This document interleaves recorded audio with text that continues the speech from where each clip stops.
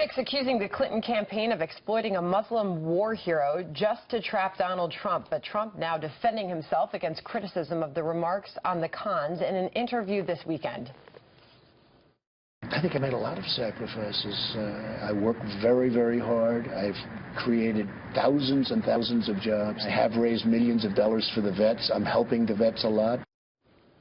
So, how should Trump have handled this, or do you like the way he's handling it so far? What is his message, and what kind of message does it send to Muslims? Joining us right now to discuss is Dr. Zudhi Jasser, president of the American Islamic Forum for Democracy and a former U.S. Navy lieutenant commander. He joins us today from Phoenix. Good morning to you, Doctor.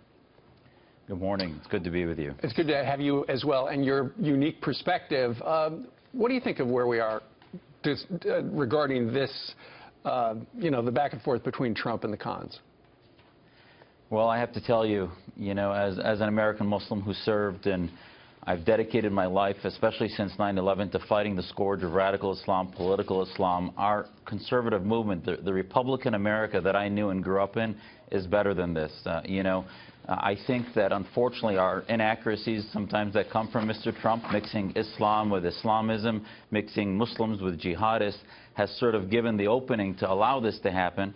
And when the cons did what they did, yes, there was some political exploitation involved.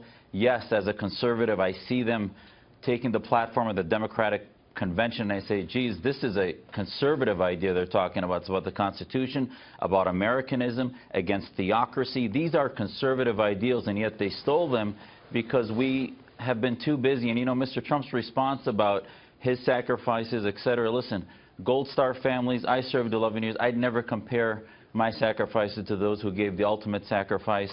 But yet the mainstream media has been ignoring us reformists for years. It's been ignoring this issue, and now, in the height of the political season, they're sort of co-opting this. Dr. Jasser, I have to tell you, it just tears me apart. Having said that, the whole premise is erroneous. He never said Muslims shouldn't serve in the military. He never said that they don't have a role. He never did express anything but condolences for the cons.